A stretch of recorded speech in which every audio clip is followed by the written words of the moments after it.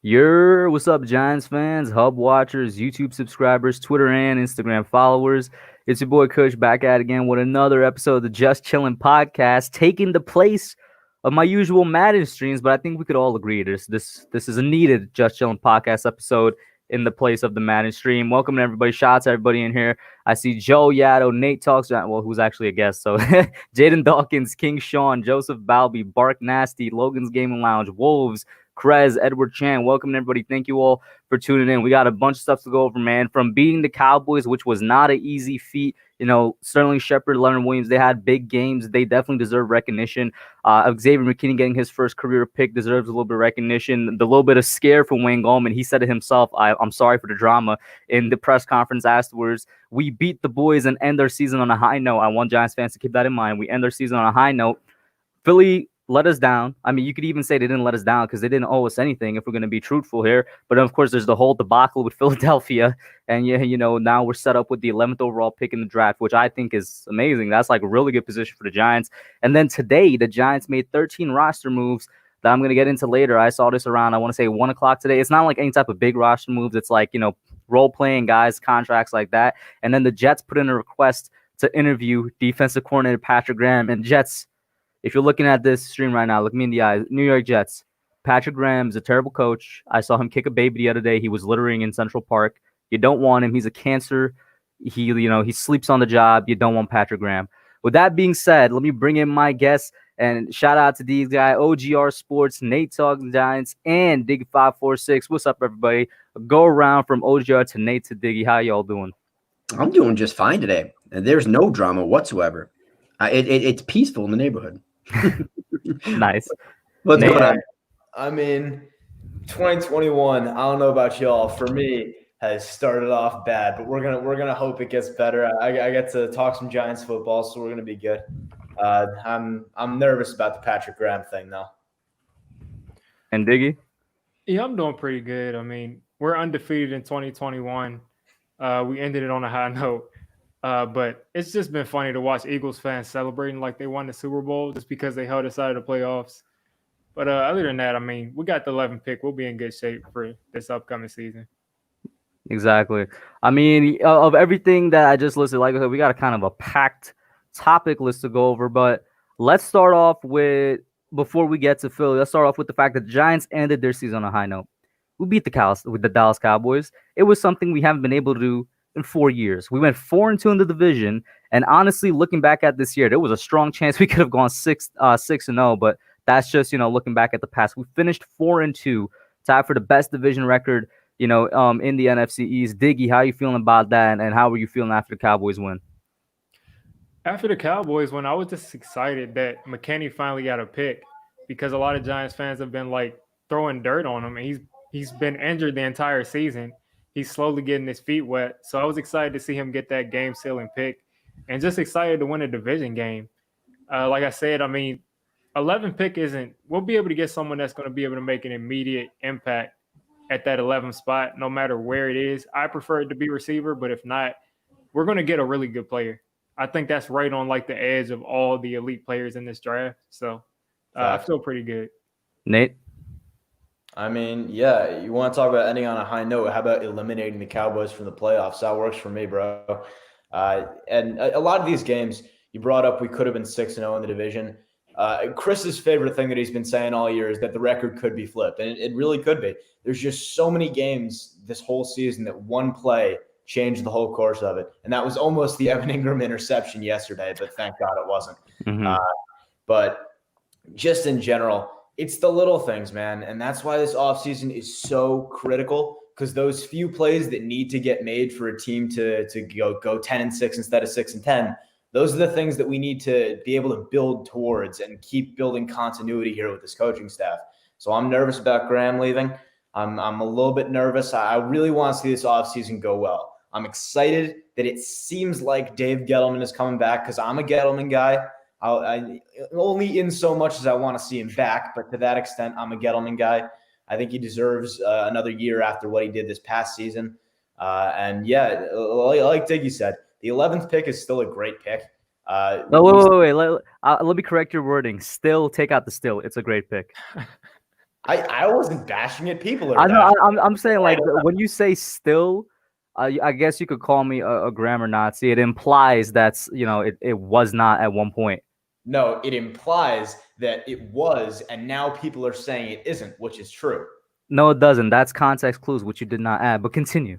Whatever. Point is, 11th pick, we're still going to get a stud. We're still going to get a big playmaker that we need, because we do. We need playmakers at this point. We've got the foundation. We need someone to take it over the top.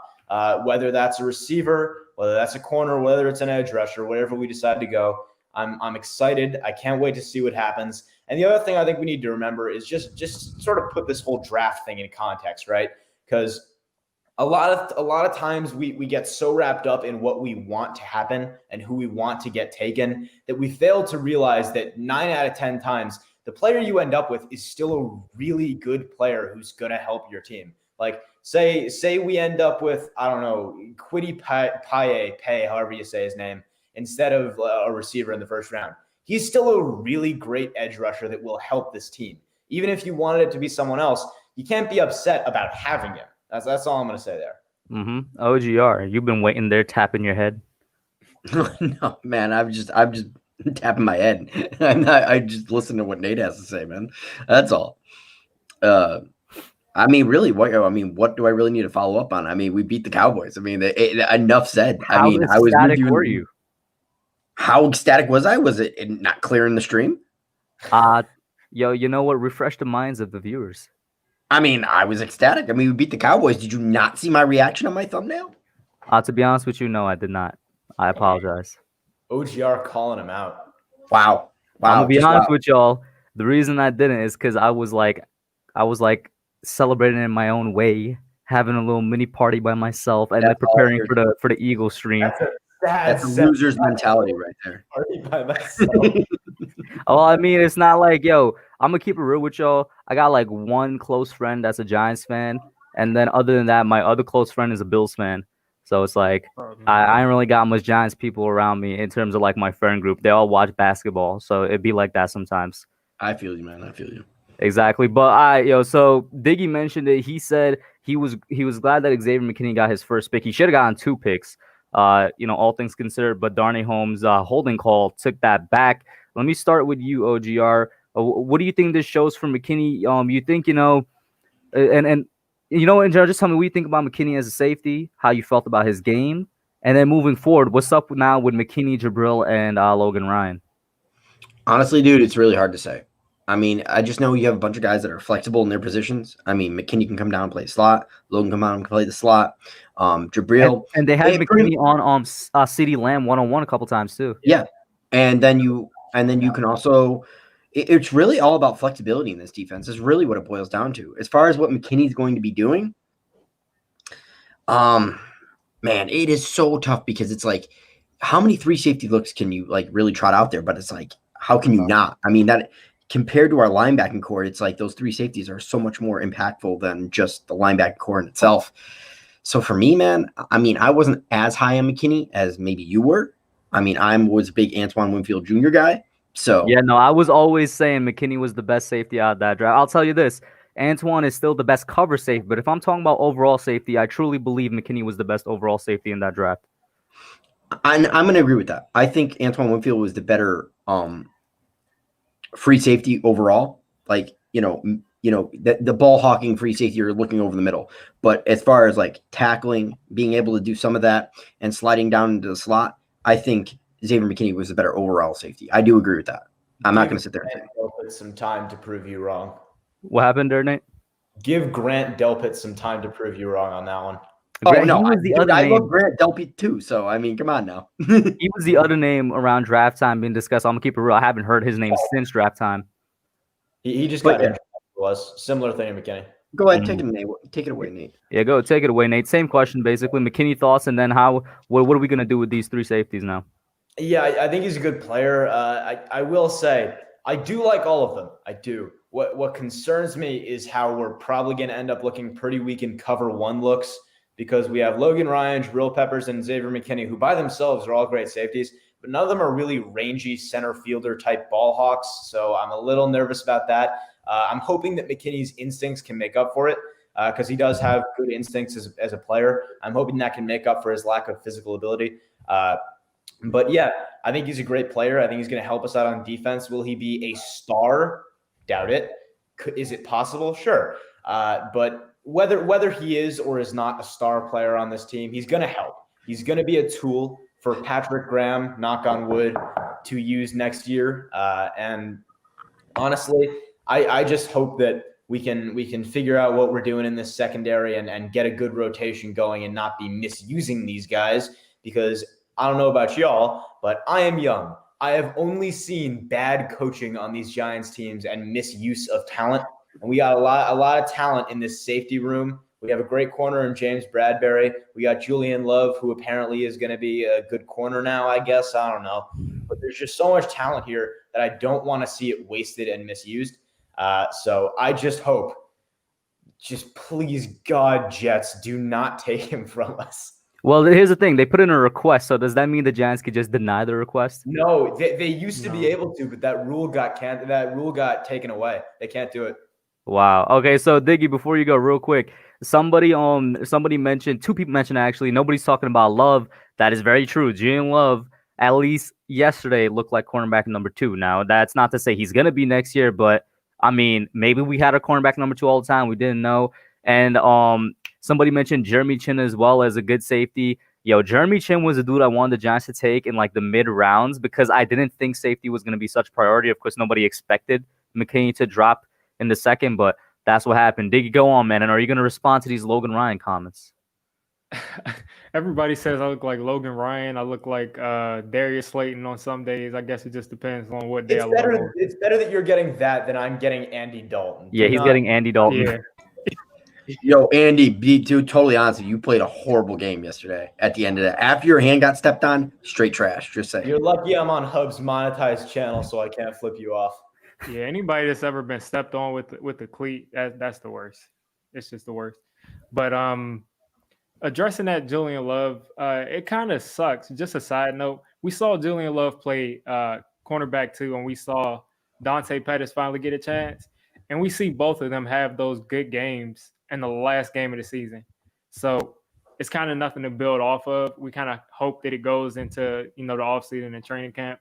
But as far as the 3 safeties, I think it's almost predicated on maybe they had a plan to move Julian Love to that second corner spot for the future, because Julian Love, for the most part, just set like 15 to 20 yards off the line of scrimmage and just made sure nothing got past them.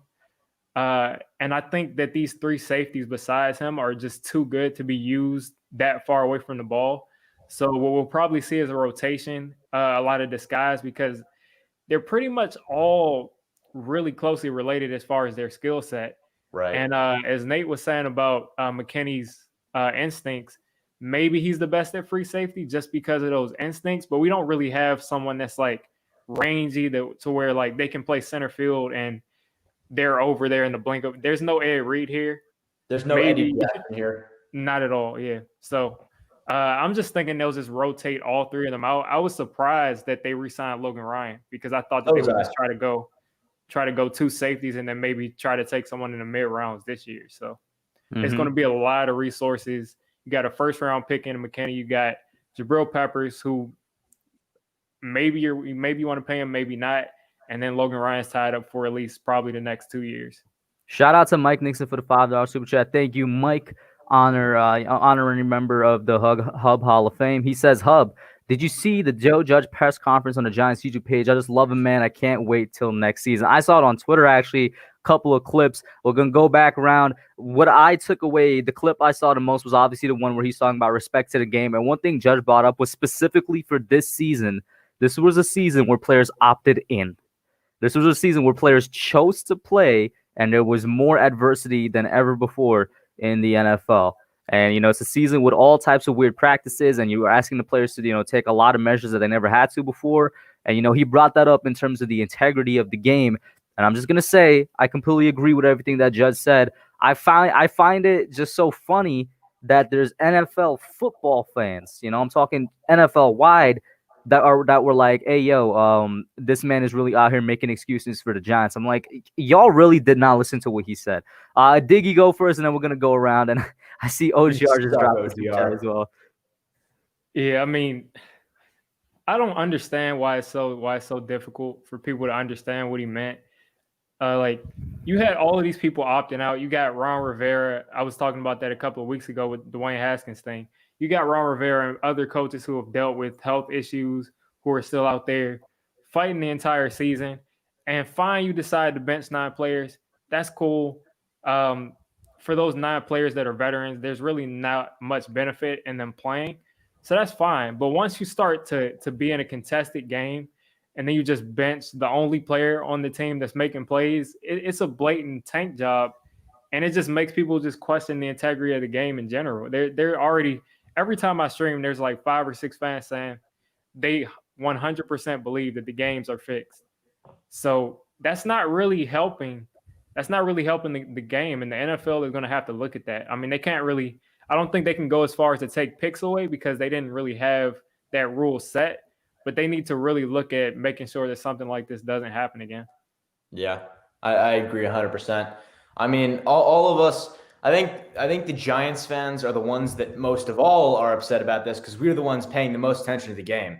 But people fail to understand that this isn't so much about us making the playoffs as it is about the Eagles yet again being the franchise that stoops to a new low. And this stuff has been happening for years. And I got to say, why am I surprised this coming from the team that booed Santa out of their stadium and threw snowballs and this was the team. Crap. You know when I realized I hated the Eagles more than the Cowboys? 2017, what was it? NFC Championship. After they won against Minnesota, they like booed the fans out and threw garbage at Minnesota fans that were there at their stadium. That's when I realized, yo, this team is trash. And shout out to OGR Sports for the $5 super chat. A member of the channel. I wish he was on here tonight. He says, low-key, Nate looks like a younger Andy Dalton. I wonder if he will go to TCU. Hello, Nate, what you thinking about colleges, bro, real quick? I mean, I'll tell you what, this man looking like a goateed, older, fatter Vin Diesel, so I'm not going to respond to that right here. Wow. But, Yo, chill.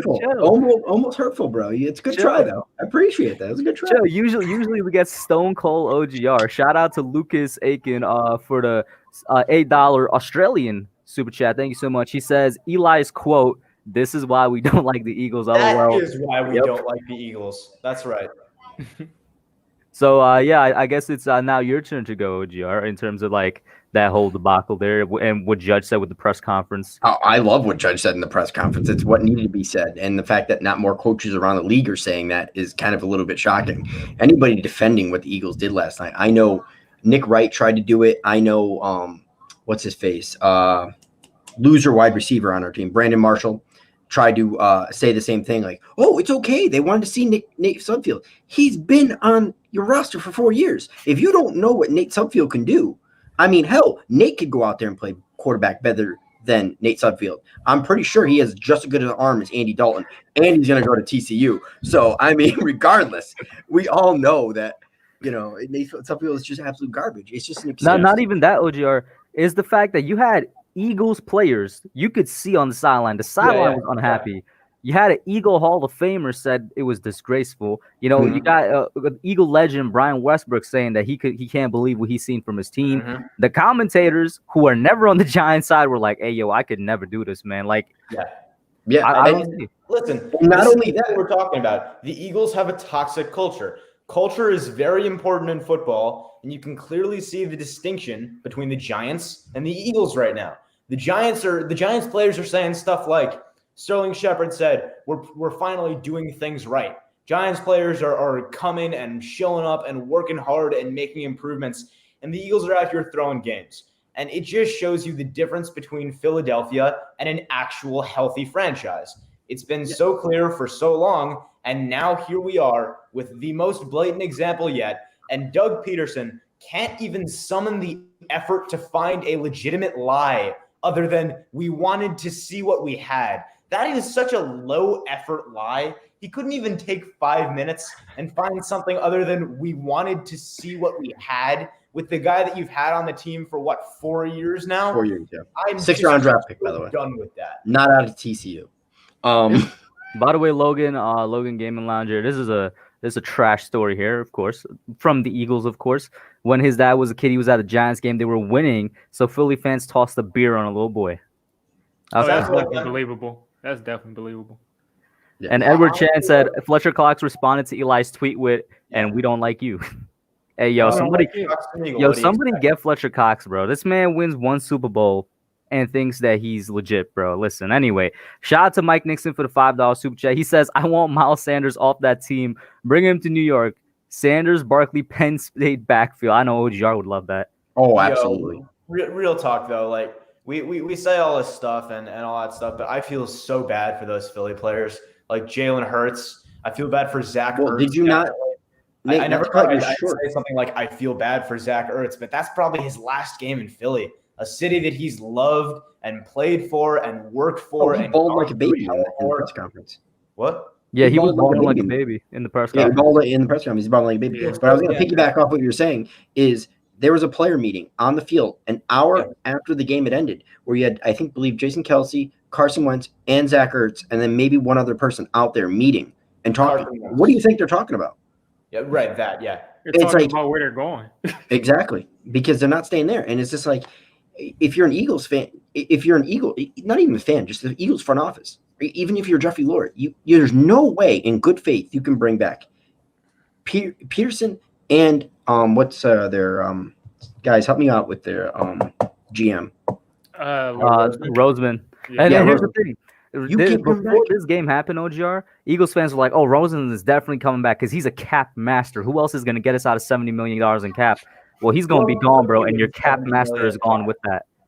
Not only that, I'm literally sitting there and I'm going through their cap numbers, and I am struggling to find places where they can actually cut the cap. Like there's a couple guys like Alshon Jeffrey that can cut out right, but there's so many guys that the dead money is going to hurt so much. They literally have to trade these guys for peanuts and eat like at least half that dead cap, if not more. Like they are going to have to Odell half the roster. I guarantee that Carson Wentz and Fletcher Cox are both traded in this offseason. No lie. There's no way they can. Well, remember, Wentz before the game, there was a lot of reports coming out. Wentz is saying he did request a trade, and he's gonna be fully willing to restructure his contract for it. Because guess what? I mean, that's the only way anybody's gonna trade for him. Yeah. And I don't know if Fletcher would be willing to do the same thing. I mean, yeah, I'll tell you what. I'm a player, right? Let's imagine for a second. I'm an NFL free agent. Why on God's green earth do I want to go to Philadelphia right now? Why? What is attractive to them about me? Nate, even if you did, you can't. Like, there's just no way you're gonna get signed. You can't even take the minimum. Hello, Sunday. Yeah, Diggy. Anything to add on to that entire thing that we were talking about, man? Yeah, I mean, I'm just enjoying it. I got like 300 Eagles comments on my latest video, just hating me and just talking trash about how they outsmarted us and Doug Peterson funny. is the GOAT. When like 2 weeks ago they all hated Doug Peterson, and I just hope he comes back, and I'll just enjoy watching him try to get out of this. With the thing is, he is coming back. He has a meeting tomorrow. Listen, bro, I tweeted out. I was like, Eagles, please extend Doug Peterson, bro. Please and thank you, extend Doug Peterson. That's the He thing. looks like How can they Dinkelberg from the fire Philly him? offense. He has a statue. How can you fire him? And it shouldn't be, and honestly, it shouldn't be Peterson. It should be Frank Reich. We all know who really coached that team. Yeah. Yo, KB in the chat. Low key. Oh, KB's in the chat. Oh, I'm like going through the entire thing, so it's like down here. What up, KB? I mean, you got the link on Twitter. It's in the group chat, my guys. So if you got the time, pull up. Definitely pull up. And Diggy mentioned that he was getting 300 comments from Eagles Eagles fans on his last video. All I did was clip the ending part of the Just Film podcast last night. Put it up. First of all, shout out to everybody. That's my best video in like 3 months. It's already at 8K views. Amazing. Thank you guys so much for that. With that comes a lot of Eagles fans, a lot of Cowboys fans too. The thing already has like 50 plus dislikes, I'm pretty sure. It's crazy how many Eagles fans are just stressed about my reaction to the Eagles. I made a video today talking about the Giants schedule, which I guess we're going to get into eventually. And I put a little response at the beginning. I'm like, yo, why are y'all so stressed about what I think about your team, bro? You guys are negative $70 million in cap right now. You should be stressed about that.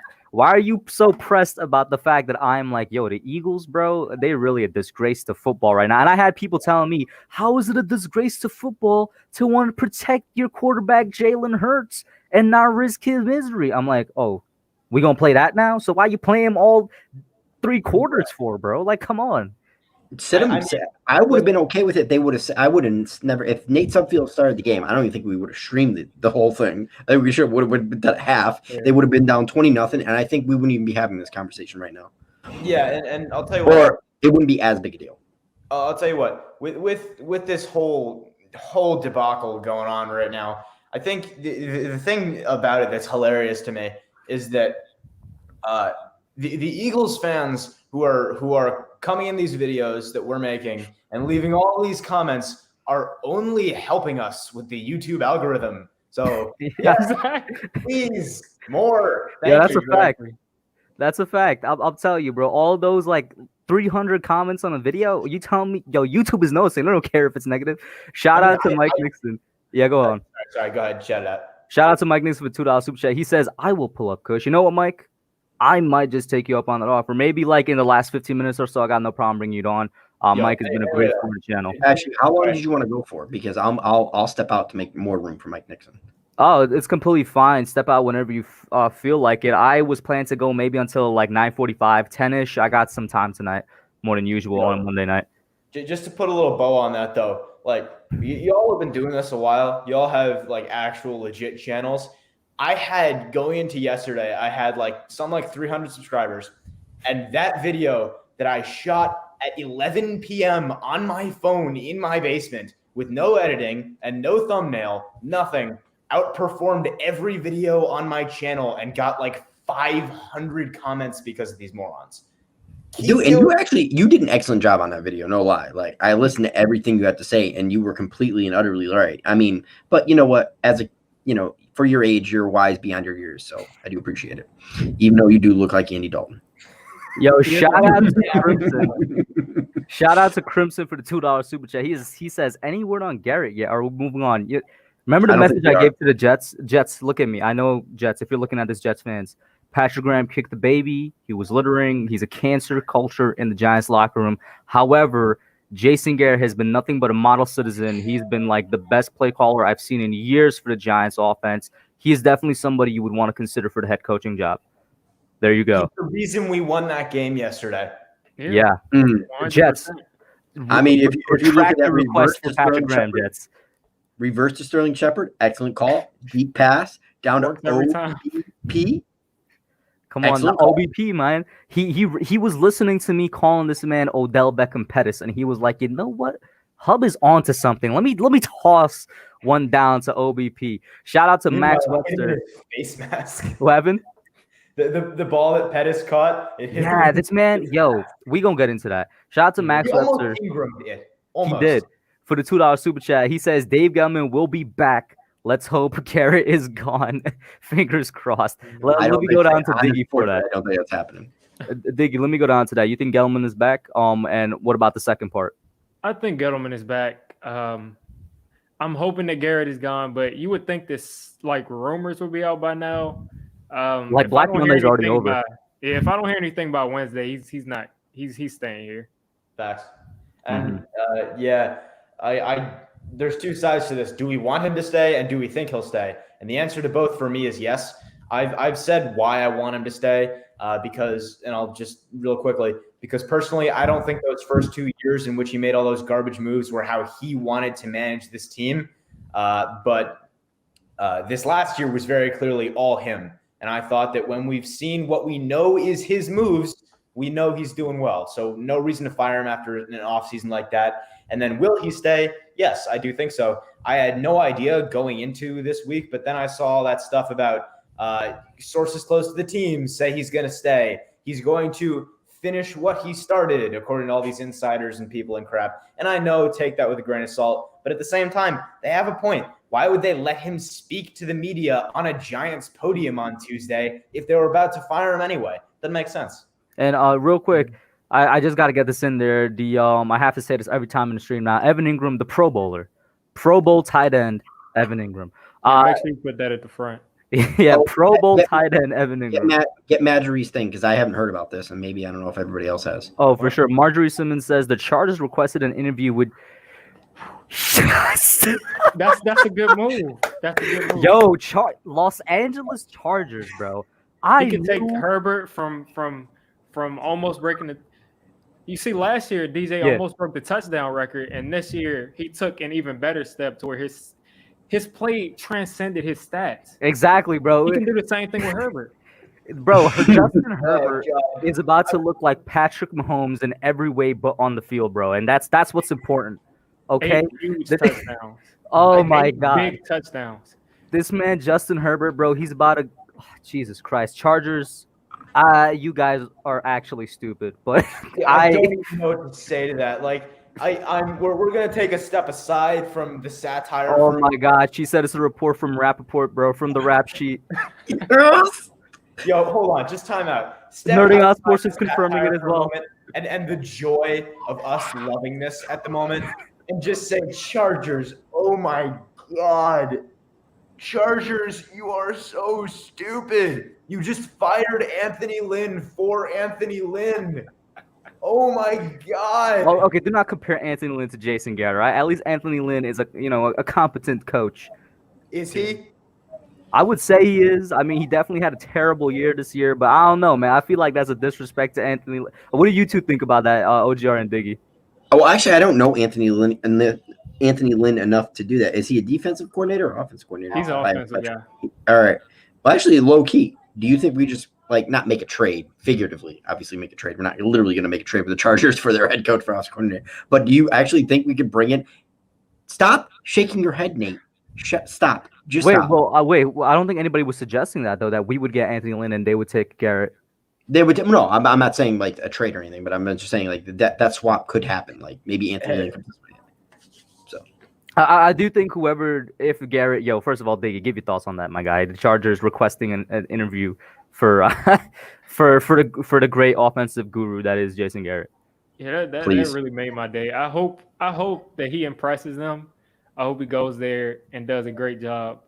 But I mean, as far as him and Anthony Lynn, I think that Anthony Lynn he's better. I think he's better.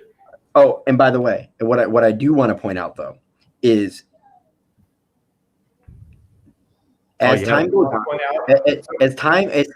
on here, and more coaches get swallowed up, obviously, very soon here. I mean, after the GMs go, but as more coaches get swallowed up, what's going to end up happening is people are going to look to Jason Garrett more because he has head coaching experience and all these great candidates that people wanted, like Eric Bieniemy or Saleh or anybody else you really want to put on that list, get swallowed up. Yeah, you're going to see them, or Raheem Moore, which I don't think is a very good coach at all.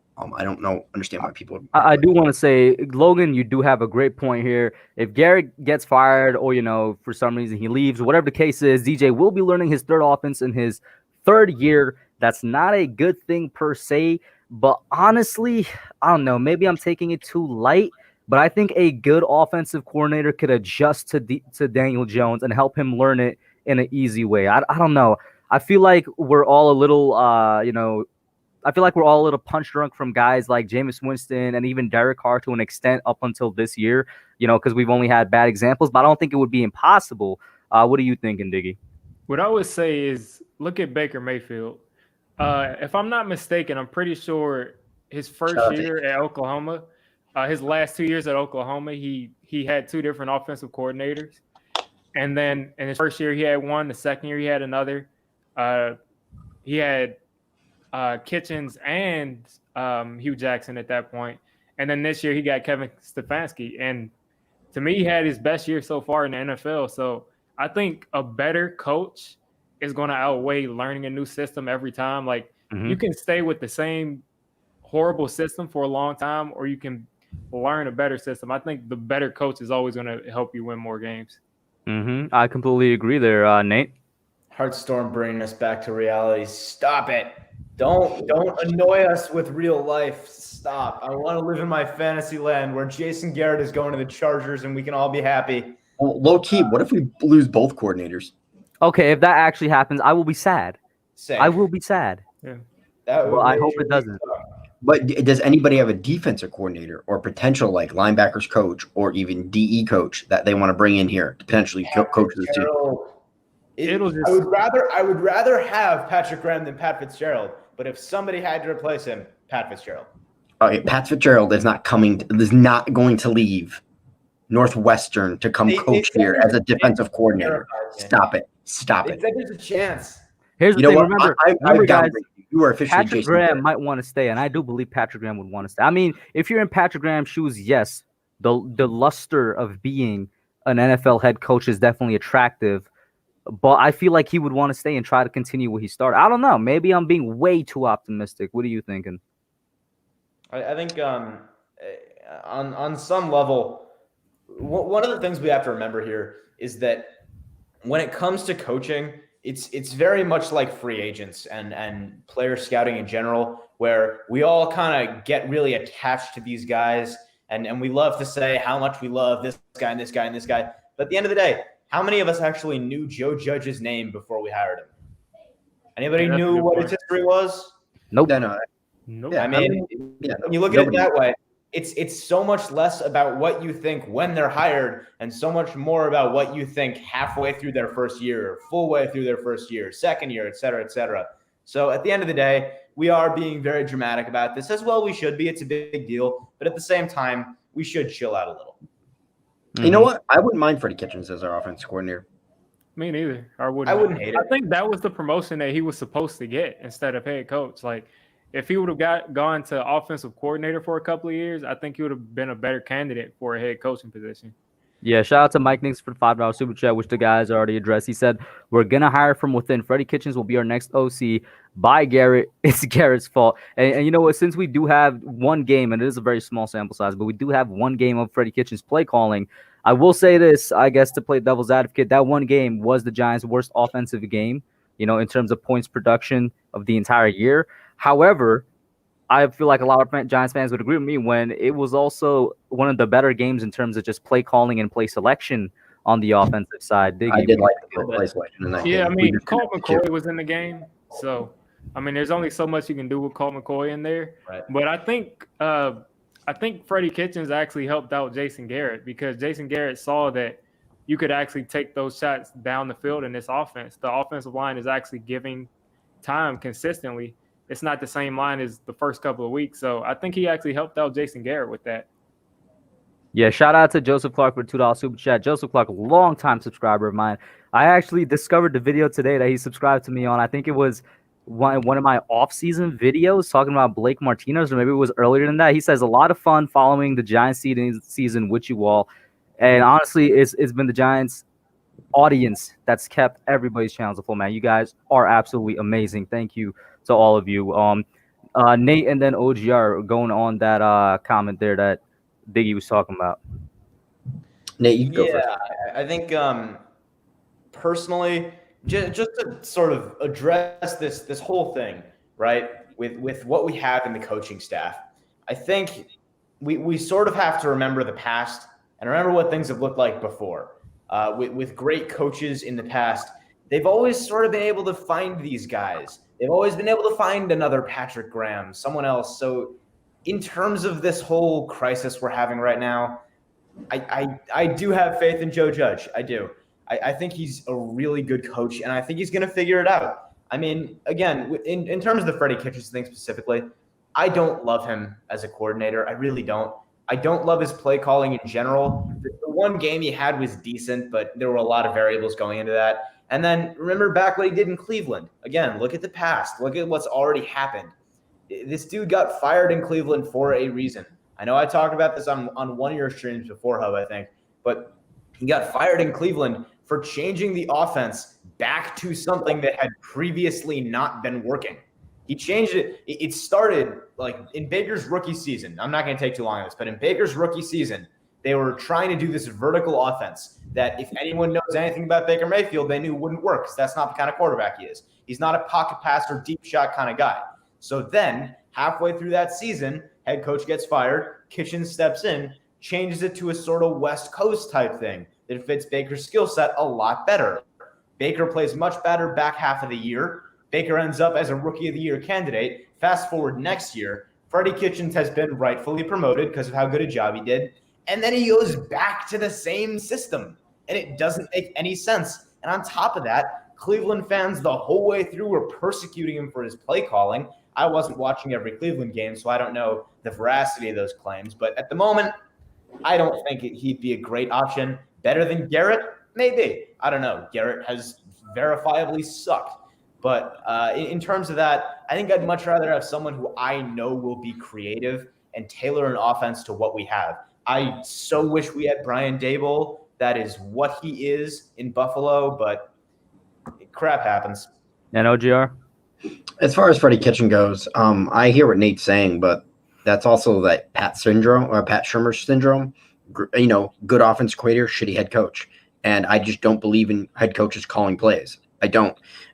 You know, there's very few head coaches that can actively call their own plays and still have the wherewithal to actually call the game. It's obviously a tough thing to do because you're only concentrating on one side of the ball. So I think, you know, Freddie Kitchens, the fact that he was a head coach and calling plays and maybe paying too much attention to the defense, I don't know. I'm not trying to give too many excuses to the guy, but that's part of it. I think him as an offense coordinator as is, I think will be okay. Is it the best option? No. Is it my number one option? No. But I think the Giants would promote within on that side of the ball. Now, as far as defensive coordinator, I see the chat streaming it. They want who's fired by the Lions? They want Patricia. Yeah, they want Patricia. And I don't want Patricia either. I don't think he was a good coordinator. And that's only in the event that Graham leaves. Like I really do think Graham would want to stay. Shout out to Max Webster for the $5 super chat. He says a potential nugget. Looking to Chad O'Shea as a potential offensive coordinator. He's a former Miami offensive coordinator and the current Browns wide receivers coach.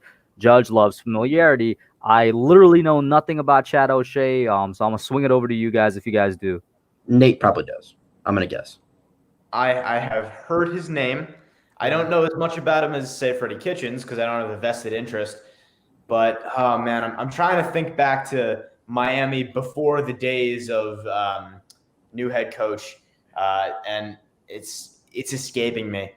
He was the offensive coordinator back then. What was the problem that got him fired? There was something with that offense that wasn't working, and it's not coming to mind. I'm sorry. I'm letting you down, OGR, but it is what it is. It's all right. D. Yeah, I remember with Chad O'Shea, actually, if you look back like 3 or 4 years ago, he was actually on the Patriots. And his name was coming up for an offensive coordinator, I'm pretty sure, when people wanted Pat Shurmur or Ben McAdoo, one of the two, to step down as a play caller. So he's familiar with Joe Judge. For me, it's like this, like Joe Judge, I trust in him as a head coach. And we can see that Patrick Graham was 100% his hire. Jason Garrett, you kind of don't think that was his hire. It's kind of forced on him. So if Joe Judge honestly gets to go out and pick his offensive coordinator, I 100% believe in that guy. And Chad O'Shea, he's someone to look out for. He would at the very least be aligned with what Joe Judge wants. They have like the same history, I'm pretty sure. He left New England with Brian Flores. Him and Patrick Graham left New England at the same time to coach under Brian Flores. So they probably have similar philosophies. Mm-hmm. Yeah. And I think Benny in the chat was saying this earlier. He says he wants a young genius as an offensive coordinator. And don't we all? But it's important to remember, those guys don't grow on trees, man. These young, brilliant minds that are so creative and adaptive, they're not everywhere. If they were, everyone in the league would have one. But shout out to Ligma. I think we really do. He makes a good point. We want the yin to Patrick Graham's yang. Yeah, shout out to Ligma for the $5 super chat. He says, Matt Patricia for defensive coordinator, Jerry Shaplinski, the quarterback's coach, for the offensive coordinator if Graham and Garrett gets jobs. Once again, now I'm fully tapping into my blue lens. Patrick Graham is staying, bro. He's not leaving. He wants to stay here. Mans has built some. He's going to finish building it. Patrick Graham loves NYG. He ain't going anywhere, all right? And Jerry Shaplinski, this was something a lot of fans thought about at one point. I get that he's a great QB coach, and I do agree he's a good quarterback coach. We didn't really see dividends of it this year. That was more so on, I think everybody would agree, the overall offense than DJ. But making the jump from QB coach to OC, I'm not sure if he's ready for that yet. What are you guys thinking? I mean, I wouldn't at all. Even I'm going to be honest, I wouldn't have even thought of him as an offensive coordinator candidate. But I kind of disagree. I do think if you were looking for it, the dividends, so to speak, were showing a little bit. Just because when you look and see Daniel Jones playing early in the season versus the back half of the season, there was tangible improvement there. Not so much in the stat lines because, like you said, his team was letting him down. But if you watch how he went through his reads later in the season, how he was hitting targets later in the season, how he was waiting for plays to develop and moving in the pocket, it was better. There was only one play in that whole game yesterday against the Cowboys where he made a really stupid decision in the pocket, and he still ended up getting away from it. He almost backed his ass up into Andrew Thomas and took a dumb sack, but then he scrambled out of the pocket. I'm sure y'all remember it.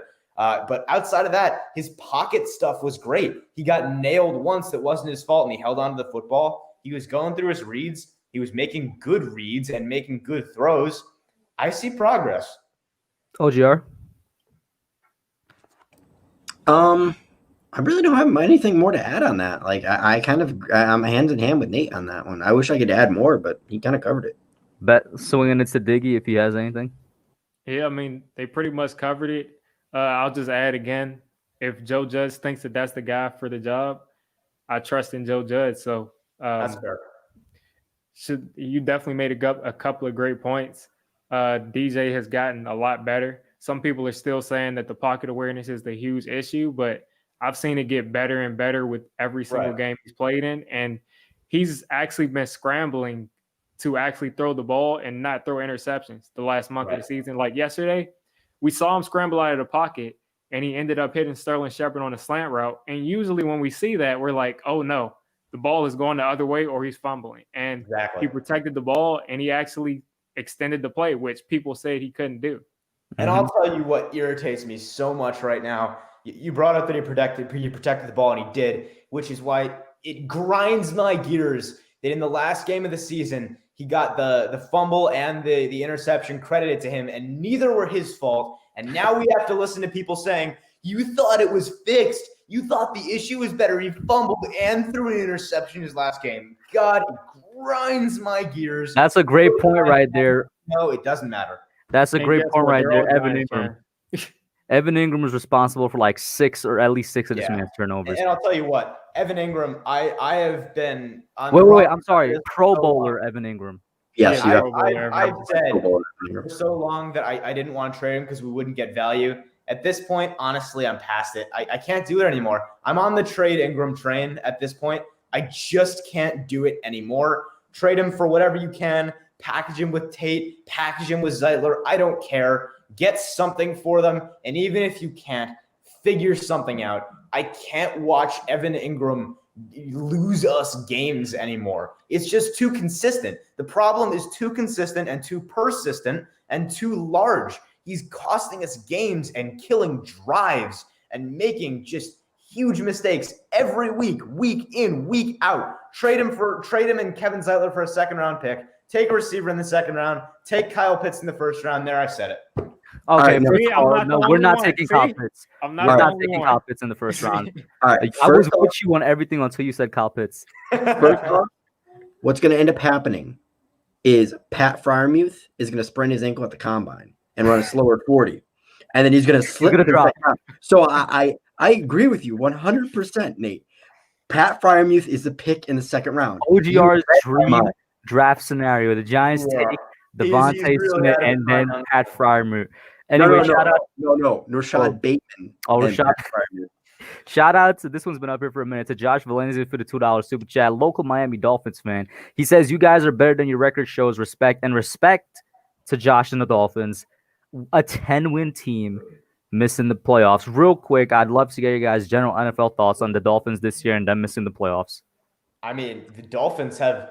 I'm not afraid to say it. The Dolphins have the brightest future in the league. They were a 10-win team this year. They have the third overall pick plus a whole lot of other picks. They have their coach of the future. They think they have their quarterback of the future. Are you kidding me right now? Could you be in a better position than them? Maybe you could be the Bills or the Chiefs, but even they have some concerns for the long term. The Dolphins' long term is brighter than anyone's in the league. It's beautiful. Diggy? Yeah, I mean, definitely. A lot of people were comparing the Giants of this year to the Dolphins of last year, but the difference is the Giants don't have 3 first-round picks next year. So it's definitely a huge difference between the two. I like the coaching staff for both.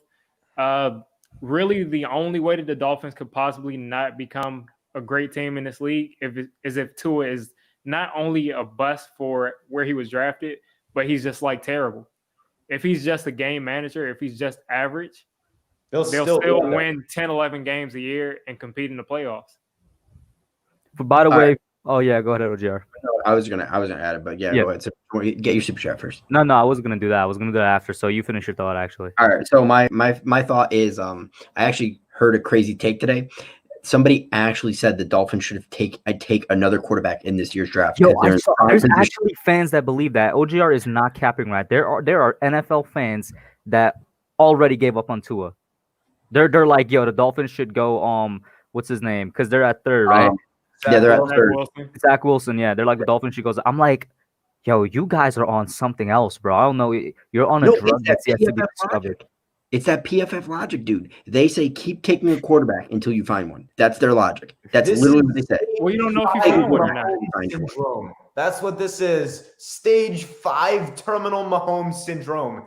People see these guys, and I've been saying it for so long. This is abnormal. This is not what quarterback development looks like. Mahomes isn't the model. He's the exception, not the rule. Remember, before Mahomes came onto the scene, everybody was saying we'll never see a quarterback in terms of talent and throwing level like Aaron Rodgers in the league again. Mahomes came along. There's a reason he's an alien, because he's surpassed Rodgers in terms of talent and whatnot. There's a reason this man is not natural. If you look at Mahomes, he does whatever he wants to do on the field. In college, he did whatever he wanted to do on the field, and people said, okay, that's cute for college, but that's not going to work in the NFL. Right. And he still does things. He still throws the ball with horrible, doesn't point his feet where he's throwing the ball. He does everything wrong, and it just works for him. Because he's in the best situation possible. Zach Wilson does not have that. It just won't work. Unless he goes to like a team like the 49ers or the Rams or like an offensive genius. I just don't see that kind of production. And then we also have to remember Andy Reid is his offensive coordinator. Andy Reid might be like top 2 or 3 offensive minds in the history of the NFL. He's already a top 5 head coach of all time. Exactly. And if they go on some kind of dynasty kind of run, he's going to be in the conversation for the GOAT. Oh, and you know, I low key, I want the Kansas City to like win this year and then win next year, so that you can also rub that in Eagles fans' faces. Just saying. Shout out to Max Webster for the $2 super chat. He says, opinions. Do we sign Leo and Dalvin? If not, who goes? I'm very perplexed right now because I have no idea. Because after that Logan Ryan signing, I really don't know what we're about to do in terms of money. I'm gonna start off with Diggy on this one. There's sorry, go to Diggy. My bad. Sorry. Yeah. What I think the Giants should do is they should look at Bud Dupree. They should look at some of the corners that are on the market, and they should look at some of the receivers that are on the market. Maybe Corey Davis, if we can't get towards the top tiers. And they should kind of have them on the phone, see if they can get them on a good deal. If not, just bring back Leo and Dalvin Tomlinson, and you kind of address that wide receiver and cornerback and defensive line in the draft or second-tier free agency. But when you look at Dalvin Tomlinson on film, he throws people out of the way. Like, he's very underrated. And then Leo, 11.5 sacks from the interior, and he can line up at outside linebacker. It's both. Leo was second in the league, only to only to Aaron Donald. Yeah, in sacks from interior linemen. Yeah, both of them are from Planet Namek, so I don't know. Yeah, I mean, I think there's 2 sides to this, and the first side is the logical side, which is that there's only so much money. We cannot sign both these guys, and even if we cut down to bare bones, I think it's unrealistic to re-sign Leonard Williams. So at the end of the day, I'd rather just take Dalvin and just get our bargain, our hometown discount that he's willing to get, and swallow the tough pill that is losing Leonard Williams. Now, the other side to that is the black magic of the NFL, which is the Saints of the world with their annual cap bull crappery. Well, I mean, the Saints are currently like negative 100 million in cap. So Sorry? the Saints are currently like negative 100 million in cap. They do this every year. Every year, the Saints come in and people are saying, oh my God, they're a negative blah, blah, blah amount. The sky is falling. And they somehow still make it in under the gun every year. And every year, they're in the NFC Championship talks. And I don't even know. That's beyond me as a football brain at my point in time. I don't have the knowledge. I don't have the experience to understand where this dark magic comes from. But hey, at the end of the day, if they can do it, there's no rule saying we can't. The question is Dave Gettleman capable of doing that? And I don't think so.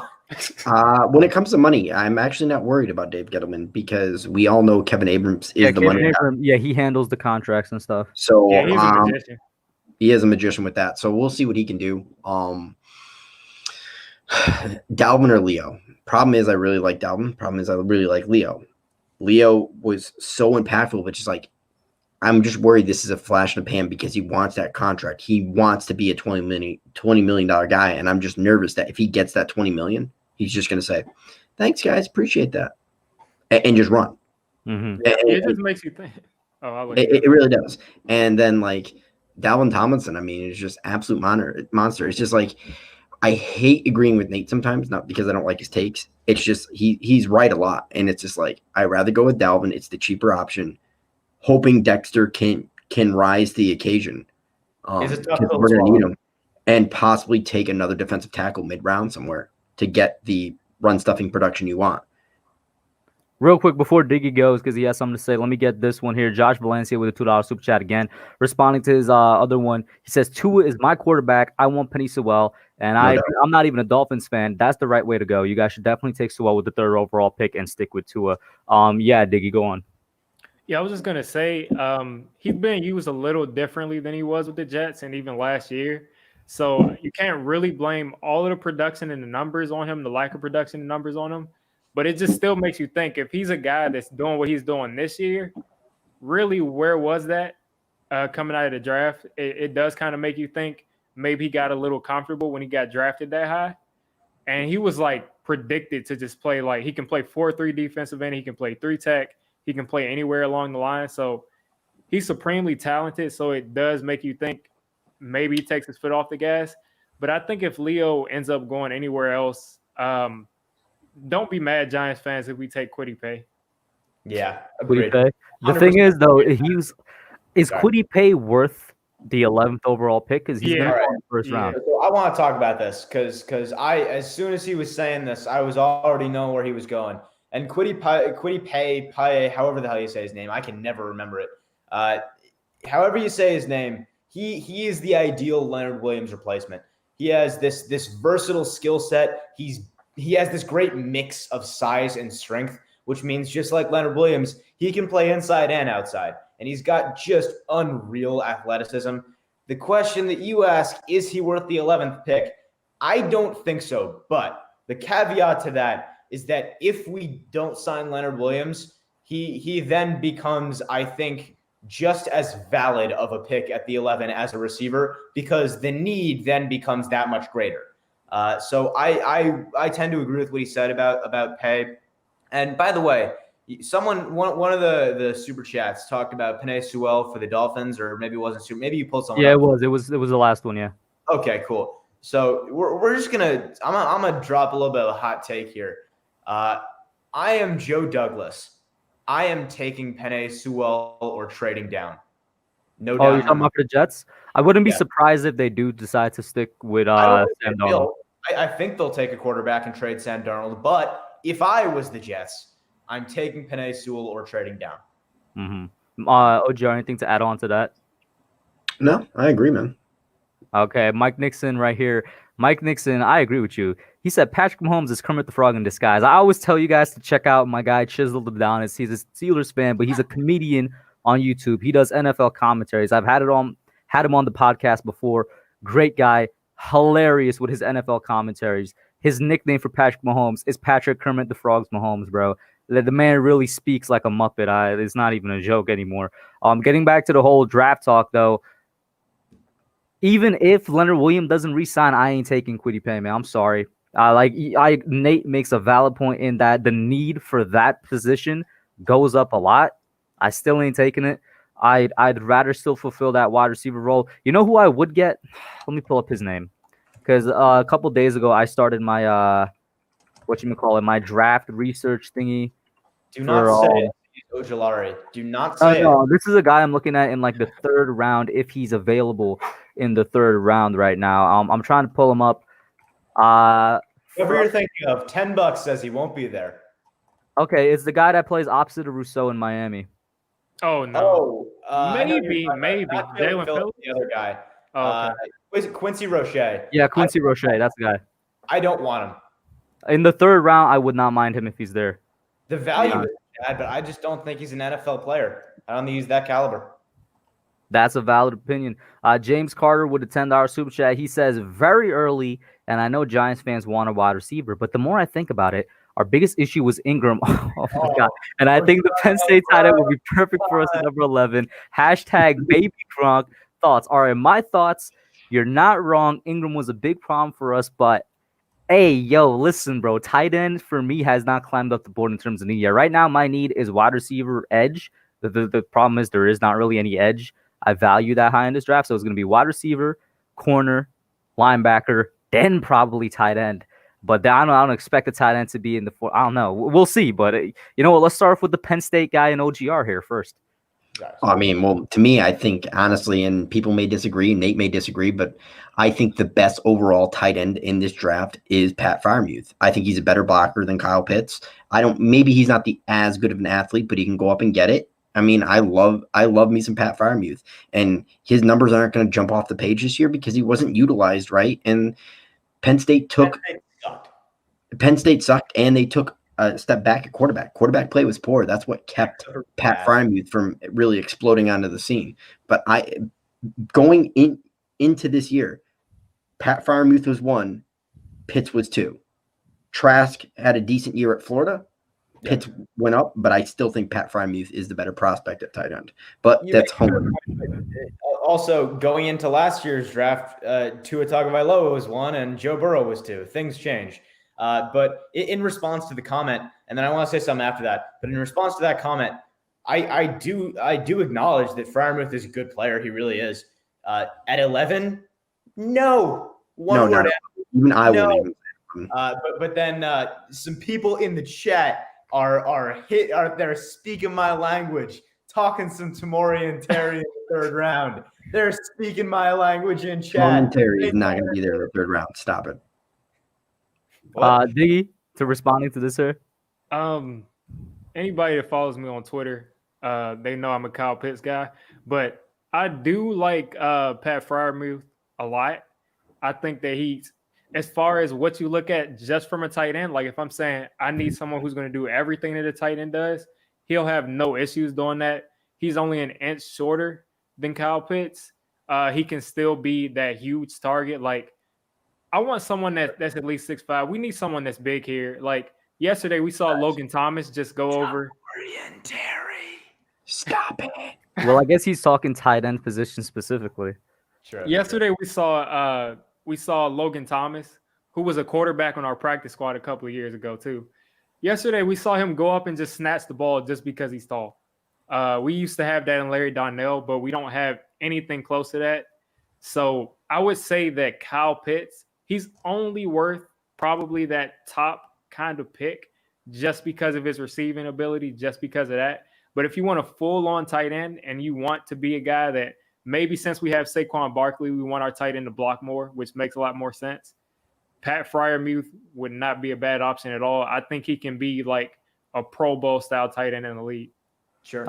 This third super chat here by Josh Valencia, $5. Thank you so much, Josh. He says, if I was the Dolphins GM, I would trade a second-round pick for Sterling Shepard. He's the perfect slot receiver for Tua. Listen, Sterling Shepard is just the perfect slot receiver. I think the guy doesn't get enough for the credit. Great route runner. And I know for a fact you're saying that, Josh, or at least in part because the man had a great game yesterday. Talk about that, fellas. Starting off with OGR here. Dude, I mean, I don't know. To me, it's just it's really hard for me to put it into words as far as Sterling Shepard goes, because it's just you're there and then you're not. You're there and then you're not. Is it the injuries? What is it with your inconsistencies? Because I feel like he could be 1,000-yard wide receiver out of the slot. Excellent route running, good hands, reliable, will go get the ball. Slipped a little too much on the sidelines. I think we'd all agree with that, all those balls on the sidelines. But it's just, did he finally nail it down? Did he get his head into the game, and can he become that consistent? Because I don't think he's been the most consistent guy, but he's been the most consistent guy this year. So I will say that, which is not saying much for this wide receiver core, let's face it. True. I guess. And listen, Sterling Shepard had a great game. Please, y'all, don't let this be a recency bias moment again with fans, because it happens so often. It was one good game. Don't let this shake what we know Sterling Shepard is, which is a solid, underrated slot receiver who's going to get open, who's going to be a solid safety valve for his quarterback, and who's going to connect well, have some good chemistry, make some nice catches over the middle. He's not gonna be a great, incredible receiver. It is what it is. Which is why he says perfect slot receiver, not number one receiver for Tua. True. But getting back to that, Josh Valencia, I had an argument this morning. Defend me in the chat that Jalen Waddle would be a better fit for Miami than Jamar Chase, because they do not need an outside receiver. They need a slot receiver specifically. Preston Williams and Vontae Parker on the outside. They need a slot. I love Jalen Waddle of the Dolphins. I know, Diggy. Yeah, I mean, I think Shep, I think he's missing that guy who can consistently run routes and get open down the field. Slayton, maybe him being injured kind of hurt Shep, because last year, I mean, you used to get at least like 2 100-yard games a year from him, but you don't really see that anymore. Not to mention, we already talked about how bad the offense has been. So that on top of it. So I think Shep just needs some more help around him to consistently be able to. Because just imagine if you have a true number one guy on the outside, and then they have to worry about Slayton running past them on the other side, and then Shepard in the slot. And then I actually saw some analytics. I couldn't tell you where exactly it came from. Maybe it was on like the Giants.com site or something. But he actually, by the numbers, is better outside than he is in the slot, which is interesting. Shout out to Tudo Azzurri for the $10 super chat. He's looking at us all the way from Italy, guys. He says, ciao, paisanos. I might have completely butchered the second word, but I know the first one is ciao. He says, we should be patient and trust Drudge to fix all three facets of the Giants. And I also share my personal opinion regarding offensive coordinator Garrett with Nate today. So, Nate, why don't you enlighten us here? Yeah, he was in my comments. He told me he likes Garrett, doesn't want to move on from him. He thinks he likes Garrett's experience. He likes some of the history he's had. And I mean, yeah, fair enough. He's been the head of some good offenses in Dallas. Personally, I just don't like almost anything he's done with this team. But it's a valid opinion. He also said that he wants to give Garrett a fair amount of time. That's fair. I can get with that. Personally, not a big fan of him myself. By the way, Authentic in the chat, shout out to him. Shout out to Authentic. Go over there, check it out. I have the chat paused because I do have the next super chat loaded up here. And I do want to just address something that the chat has said, that they want Waddle to the Giants. And I don't want Waddle to the Giants for the exact same reason that I do like Waddle to the Dolphins. It just isn't a fit. We already have too many slot receivers. We need an outside receiver. And I know that people are saying stuff like, well, in the draft last year, Justin Jefferson was a slot receiver. First off, that's one guy. Second off, Justin Jefferson can play on the outside because he has incredible footwork and he has decent enough size to get off press coverage. Jalen Waddle is 5'8", like 190 pounds, something like that, and soaking wet. He does not have the ability to get off press coverage, in my opinion. I don't think he could beat a man corner that's good on press on the outside. I don't want him on the Giants. Not to say he's not a great receiver. I just don't think he's a fit for us. Diggy, and I guess this is more so towards how would you feel if Garrett does retain with us? And for any new people in the chat, we got 79 people in here right now. Like it up. Garrett has, the Chargers have requested to interview him for the head coaching job, so we're all hoping that goes through. But if somehow that falls through, if Garrett stays, how would you feel, Diggy? I don't know why they wouldn't sign him. He'd be a great sign. Yeah, but Jason Garrett is an offensive guru. The Chargers, if you're listening, sign that man, bro. Definitely. If Garrett is back, I mean, I'll just have to hope that Jones is going to be so comfortable with the offense that he'll be able to kind of do his own thing, and he'll be able to use his athleticism, kind of like Justin Herbert does, in plays that kind of are really broken, and he can just extend the play. So that's pretty much all I can hope for.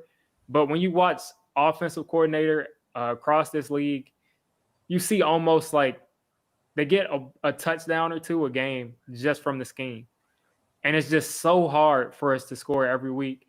And I understand people can have their opinions about our quarterback, but an NFL quarterback should not have to struggle like this to score on a weekly basis, even if he's what you think he is. Last year, the guy threw 24 touchdowns. So, yeah, and by the way, sorry, before we keep talking about that, I just want to say, someone in the chat, Logan, don't say that name in front of OGR. That's a trigger for him. Don't say that name. I can't even see what it is because once again, I the just name have of the a chat. certain wide receiver that we're not going to talk about. We're not Shout out to OGR. Crimson for the $2 super chat. He says Terry equals monster. Been trying to wake up my friends. The thing with these sleeper players, especially early on, they're not usually sleeper players when the draft rolls around. Another example that I used earlier was Jeremy Chin. When I made my first mock draft last year and I said the Giants should take him in the 4th or 5th round, by the time the draft came around, where was he taken? Like in the 2nd or 3rd or something? And it's because everybody starts to notice these sleeper wide receivers. Who knows if Terry is gonna? Maybe he's taken in the 2nd for all we know. Shout out to Mike Nixon for the $5 super chat. He says, "Kush, you got the link for me because y'all talking my favorite topic, off-season draft." Mike, I'll swing you the link in about 10 minutes because I'm gonna close it off at around 10 o'clock tonight. But I'll definitely swing the link in around 10 minutes, and we could roll back around to the draft and offseason if we're not continuing with there. And then Josh Valencia once again with the $2 super chat. Thank you so much, Josh. He says, "Nate, you got a YouTube? I'll sub." Yes, he does. And Joel Yaddo just posted the link to his YouTube channel in the chat. If my mods could drop the link to all of these wonderful creators' YouTube channels in the chat, that would be great as well. And just in response to what you were saying about Tamorrion Terry, I disagree, and I'll tell you why. I think he's going to fall for the exact same reasons DK Metcalf fell, and that is only one of many, many reasons that he is DK Metcalf. He's going to fall because he played at Florida State. Florida State didn't give him what he needed to have good numbers and put up stats and put up production that the NFL likes to see. They're going to see him as a risk. They're going to see him as a guy that didn't put up any sort of production in college, and people are going to say, oh, if he couldn't do it in college, why is he going to do it in the league? And he didn't do it in college because he had a terrible offensive line. Florida State quarterbacking has been garbage since Jameis Winston left. And if you don't know these things, go look. It is facts. You will see. All I'm going to say is that the NFL learns, and what you bring up could be once again twisted back on its head to say they learn from DK Metcalf. I'm just playing devil's advocate here, though. Well, if that happens, I will be very sad, and I'll blame you. Me, out of all people. Listen, I wanted my man Jeremy Chin. Didn't Terry have like over 1,000 yards receiving in 2019? Then at least that's better than DK. DK, I think, only got like around 600 at his peak in college. I didn't even think he had that much. Yeah, but Terry definitely had better stats in college so far, at least, than DK. To your argument there.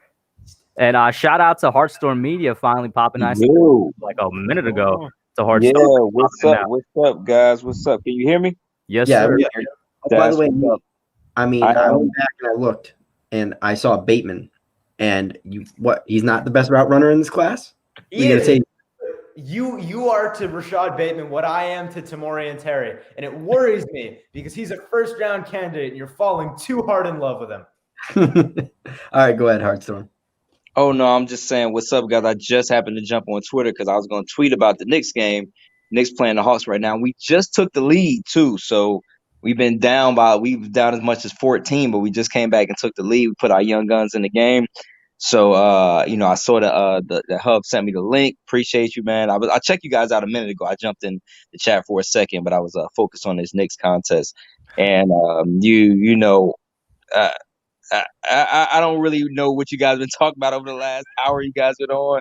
So I want to just come in out of left field. So I guess I'll listen to what you guys got going on and I'll weigh in.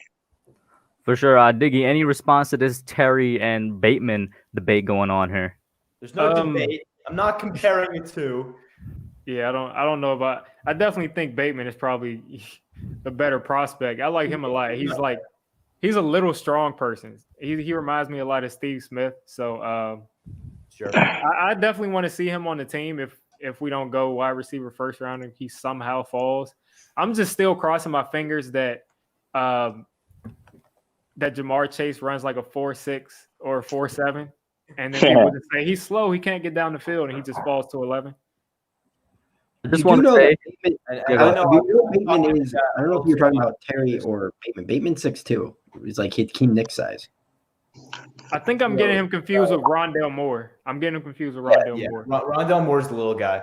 I'm sorry, I'm talking to chat more than y'all are, but I didn't want to respond again because Mark P asked, would I like it if we picked Wyatt Davis? No, I wouldn't. I don't want to go offensive line in the first 3 rounds. I think we don't need talent on the offensive line. We need depth. And Wyatt Davis is a potentially top 10 pick, definitely not leaving the top 15. And guard is not nearly a big enough need to go and get him. So no, I wouldn't like that, y'all. I like how you added the yo at the end of it. Like, no. I was asking y'all. Yeah. oh, Wyatt Davis, no, definitely not. Justin Hubner for the $2 super chat. Thank you so much, man. He says, Pay or Rousseau, who's the better pick?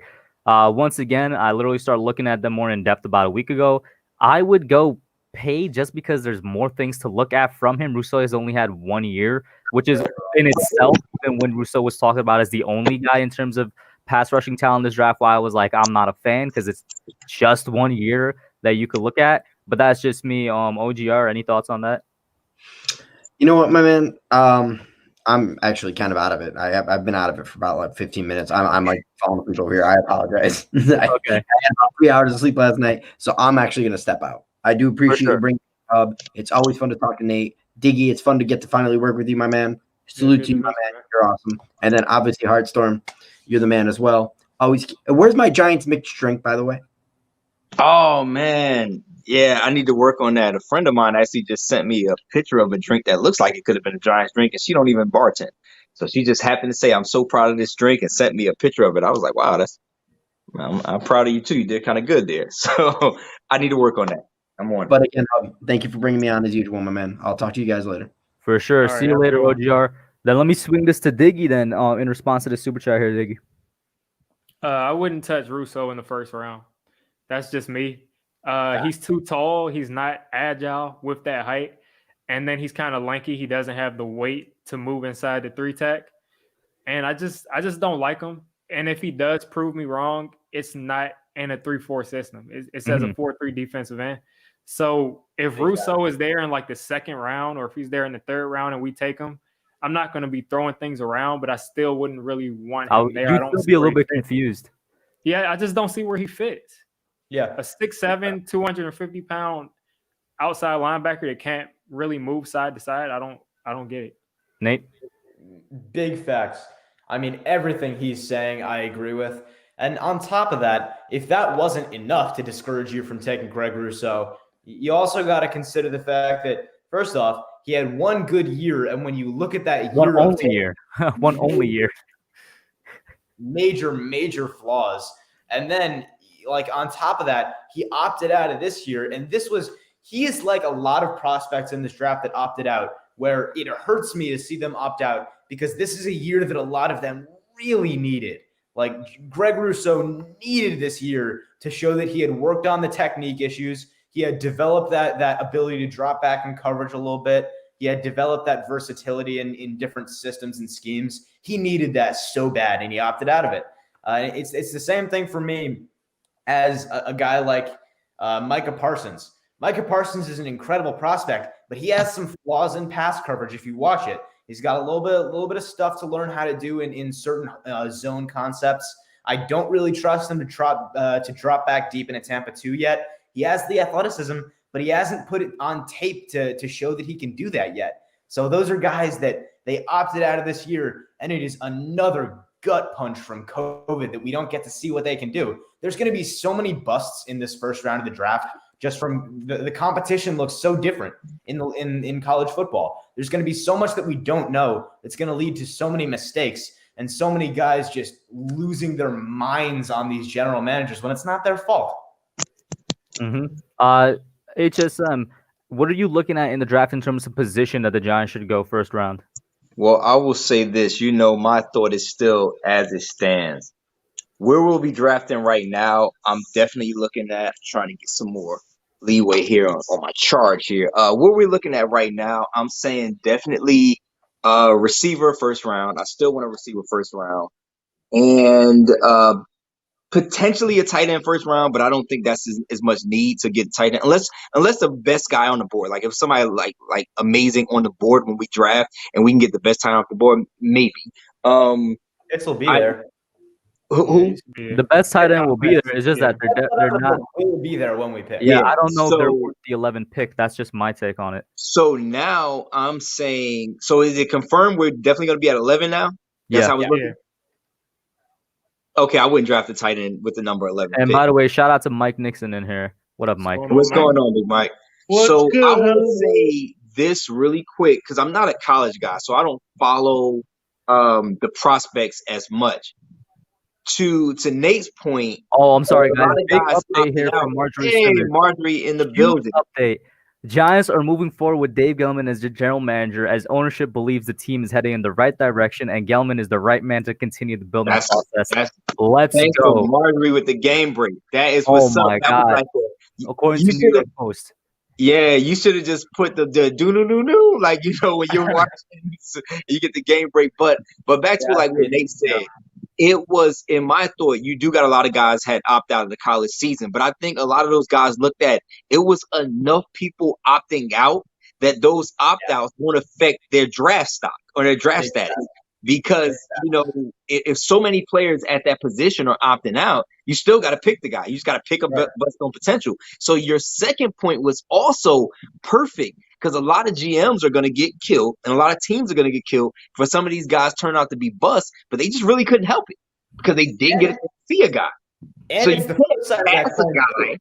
A lot of guys, sorry, go ahead, finish. Yeah, I'm just saying you can't pass a guy because you couldn't really evaluate him properly because the guy behind him is another guy you couldn't really evaluate properly. So you're kind of just stuck. And on the flip side of that coin, you're going to have the same issue the other way where a GM might say, listen, this guy's so good. His potential is so high, but there's risk associated with it. And I'm not willing to take him in the first round. And then he's going to end up being a superstar because he hit on dumb luck that other GM took him. And he really shouldn't have took him, but he took the chance and he got lucky. And now GM number 1 is going to get killed because he didn't take the guy that by all measures he shouldn't have taken. He shouldn't have taken anyway, yeah. Let me get to these super chats real quick. Shout out to Philly Notion in the chat for the $2 super chat. Philly Notion, great Eagles content creator. He says, my guy Doug drove the tank on y'all boys. Philly Notion, last time I spoke to you, Doug Peterson was definitely not your guy. That's just, I'm going to leave it at that. And then shout out to OGR with a $3 super chat. He says, let's go Davey G and hashtag Nate to TCU. Thank you guys so much. I'm just going to put back up this because I am loving this news. And Mike, what are you thinking here, man? I love it. I'm on board with Dave Gettleman after this offseason. And I truly believe he earned a second chance with us. So I love it. Diggy, man, how you feeling?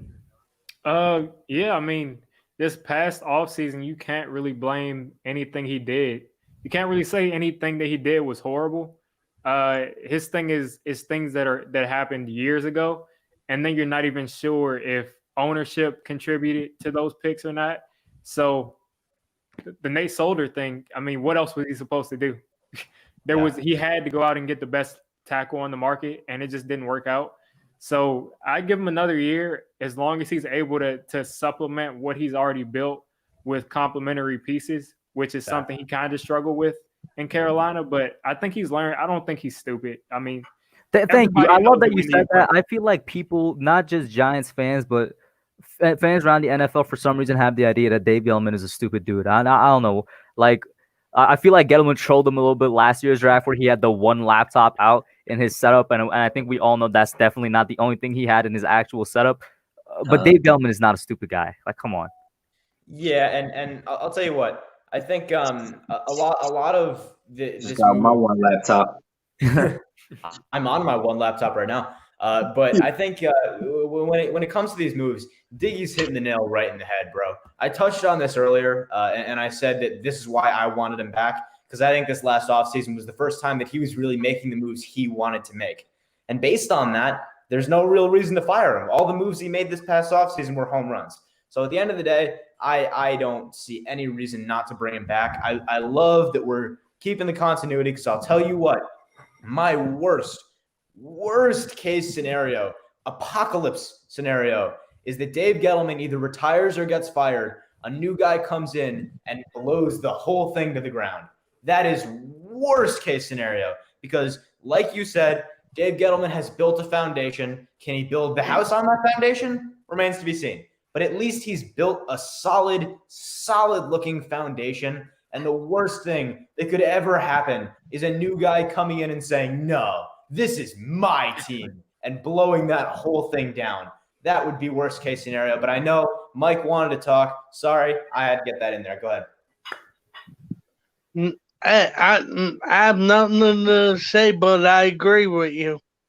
And what about in terms of adding some nice pieces to that foundation? Since you say you want to talk a little bit of draft, who are you thinking?